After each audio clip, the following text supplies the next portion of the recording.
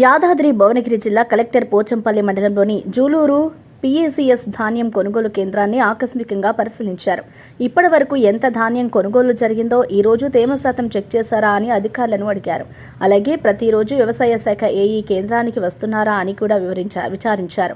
రైతుల నుంచి వచ్చే ధాన్యం నాణ్యతను నిర్ధారించుకోవాలని సూచించారు.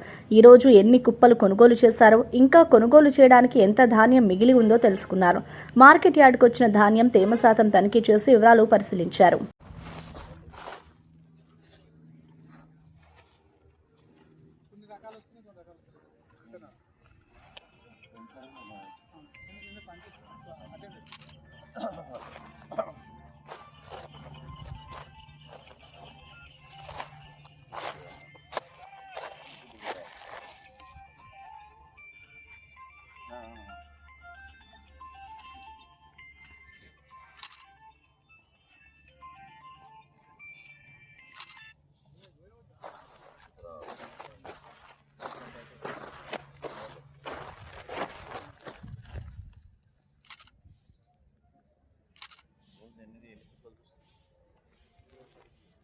ఏ రాకపోయినా